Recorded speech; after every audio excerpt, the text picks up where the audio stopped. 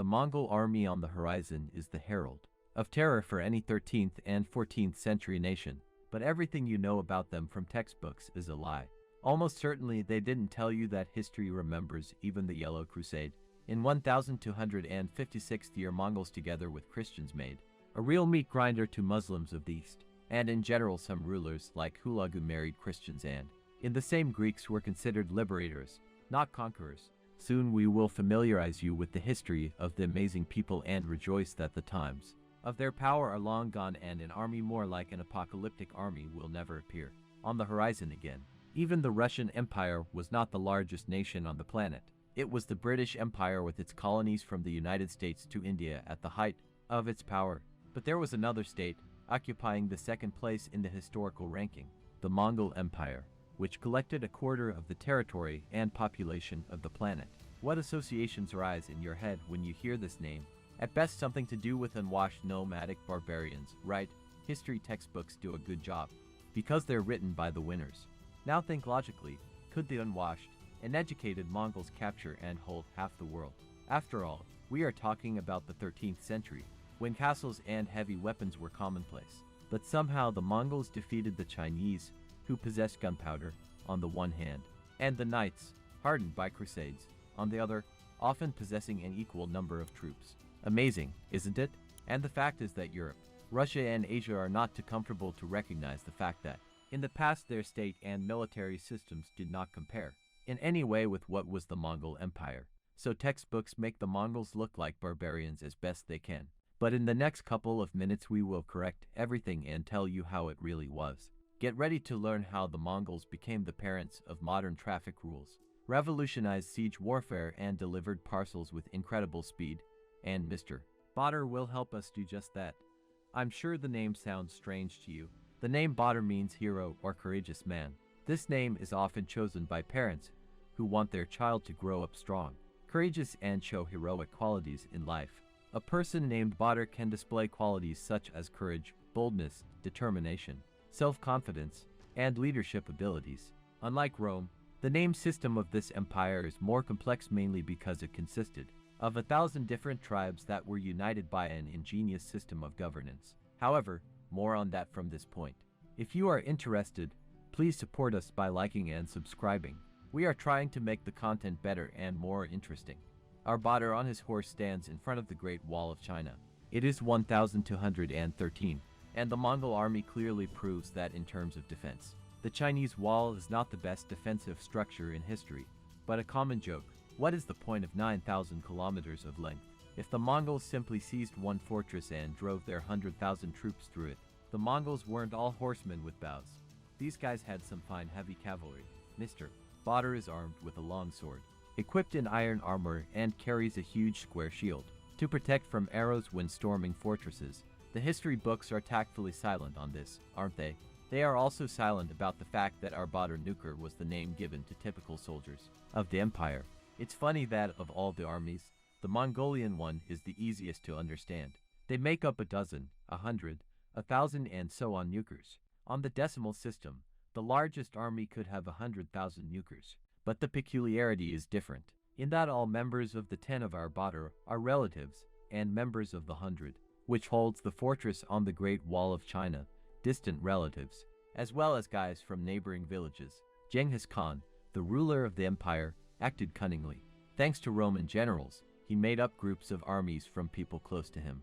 They are literally willing to die for each other. And at the level of hundreds, a little competition begins. After all, 100 relatives of our Badr very much wanted to prove to 100 nukers from the neighboring village that they will capture their part of the castle faster, and after a joint battle, the neighbors would forget the former competition and become friends again. It was from such small details that an empire was formed. In 1206th year, considered the beginning of the Great Mongolian state, Mr. Timuchin took the name Genghis Khan and issued a code of laws called Yasik Genghis Khan. There the division into tens and hundreds was laid down, and at the same time the duty of mutual assistance and trust was prescribed in a kind of constitution. Cowardice and treachery were suppressed at the state level, and it was also about enemies. Those who stood for their own until the last breath and drop of blood were respected. Often they were directly offered to join the empire. and cowards willing to betray their homeland were not welcome in Mongolia. At the same time, a couple of important things were regulated at the highest level. Suppose our botter rides behind a comrade and notices a purse with gold coins falling down. Botter is obliged to pick it up and return it, as he is riding behind and must watch his friend's back. Even death penalty was threatened for breaking the rules. Therefore, in battle, the Mongols were literally responsible for the comrade in front. Do you know why our botter is happy? Because by the fall of 1213, China had practically fallen, and that meant that he and his 100 acquaintances will fall off a piece of land together with the peasants. For a nomad, Noyan would be the main thing. Similar to European princes, he would be required to establish village life and build a post office. Genghis Khan prescribed in that very small constitution that every village should have a post office. It had replacement horses, food, drink, and total protection. Such a post office had already been made on the Chinese wall. That is why in a short time the Mongols captured all of northern China. After all, Genghis Khan's orders reached thousands and hundreds of nukers very quickly, and they, in turn, were obliged, at the first order, to allocate all the warriors to the battle. Nobody minded that the booty was not that it was distributed fairly, but there was so much of it that there was enough for everyone. As you can understand, the Mongols had no problems with logistics and state system. There were even rudiments of democracy, and villagers often gathered to discuss local problems. But the main engine of conquest was still people, because Mongols are warriors from birth, and are botter and do not remember life without training. At the age of 3, his mother tied him to the saddle and rode him around the yard for hours. At the age of 5, Botter already had his own bow, which he spent several hours a day shooting. At the age of 10, Botter was already hunting. The Mongols used stunted, hairy horses, which was a killer combination. On the one hand, such a horse is not afraid of cold weather and can eat grass on the move. On the other hand, our trained Botter is sleeping peacefully in the saddle at this moment. This is another bonus in the piggy bank of the Mongolian army's speed of movement, which was incredible. Where did the backward barbarians get the industry to forge armor and create siege weapons, you ask? The answer is simple. The Mongols were never backward barbarians. They had a beautiful alphabet based on the system of Uyghur symbols, which are still used in Mongolia today. When storming the Chinese wall, Botter and his comrades used the siege towers of the Tangut people, like catapults and the famous Greek fire. And after the conquest of China, they played to their strengths. Genghis Khan was a clever leader, and all creations of Chinese engineers went in favor of the horde. By the time of campaigns to the west, Mongols already used hand powder shells, Chinese siege catapults, and even heavy crossbow. One such served 100 people and inflicted terrible damage to the enemy. Educability is the main strength of the Mongol Empire. Seeing someone promising technologies, the guys immediately learned to use them. The same can be said about the tactics of combat, which they borrowed from the same Chinese. Genghis Khan actively used intelligence by spies and never threw meat at his opponents, as modern movies like to paint it.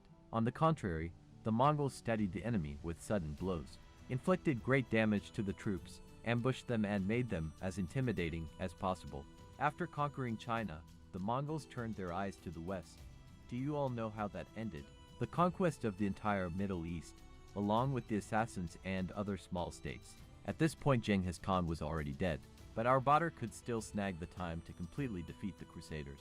In 1241st year, the Mongol army actually destroyed the chivalry of Europe with battles in Poland and Hungary. Byzantium repaid only with huge money. Half of Russia was burning and the other half was paying tribute. The Mongols evolved once again, adopting the most powerful trebuchets from conquered countries, and the battle tactics of nukers in general. With a huge army left no chance for anyone. On the other hand, logistics and mail worked perfectly, and the nomadic lifestyle quietly fed the warriors. If necessary, our Botter could slightly open a horse's vein to drink some of its blood and move on. But at what point in history did something go wrong? The answer is simple: ordinary human greed, pride, and avarice. Genghis Khan always personally appointed commanders of large units and kept the states firmly in his hands. After his death, the mess began. In his will, Khan appointed his son Ugedai as his successor. He was elected, but his younger son Tolui was more popular in the army, and conflicts for power between Timuchin's heirs, not that they resulted in major conflicts, but they definitely hindered the development of the horde. For example, one of the Mongol commanders, Kipuk, despite the death of Khan Monk and the retreat of his native army to Iran, still led part of the army to battle with the Egyptians. Unprepared and deprived of backup, the Mongols lost in disgrace, giving their enemies a taste of blood. Misunderstandings in management, among other things, led to the fact that after the destruction of military power, the army of the Mongols never returned to Europe. The very Khan Batu from the history books defeated the European armies with a rout, and then simply went to his homeland, because Khan Yugadai died and it was necessary to return and solve internecine conflicts. And even so, the empire continued to live. Perhaps Genghis Khan's most powerful successor was his grandson Kublai. It was he who founded the Chinese Yuan dynasty, which is still considered an official part of history to this day. True, only after the worst civil war inside Mongolia, which lasted for years. There was no such thing under Genghis Khan. By that time the state was a complete mess. Kublai's mother was a Christian, and in the vast territory of the Khanate you could find any possible religious denomination. In addition to progressive thinking, Kublai divided China into 12 federations for easy administration, promoted the ideas of Buddhism, and was a very educated ruler. This is one of the main mistakes of history textbooks, for the heir to the Mongol Empire is not modern Mongolia, but China. Don't believe me? Look in a Chinese history book. Do you know who is listed there under the dynasty name, the founder of the dynasty? Exactly, Kublai Khan. So the question of whether to love or hate the Khazar was engaged in is quite complicated. On the one hand, history knows cases of Mongols slaughtering entire cities, but on the other hand they showed the world what can be done with a developed army, logistics and science. In addition, many scientists are inclined to the fact that if it were not for the Mongol Empire, similar campaigns to the west would have been made by China, and there is also a theory that it was not internecine conflicts that destroyed the horde. Recently, historians believe that it was destroyed by the plague, which traveled through the empire thanks to the swanky trade routes. But that's another story. In the meantime, it is worth knowing that the Mongols were not such barbarians as they are described as. Again, we're talking about an era when people were killing each other by the hundreds of thousands for religious reasons, and witches were burned at the stake. So whatever the Mongols were, they are a significant part of the history of the planet, and such things should not be forgotten. Write your opinion about the Mongol Empire in the comments. Did you like the reincarnation of a Mongol warrior? Write what period of time you would like to study with us, and we will be forgiving with you. See you again, our historians.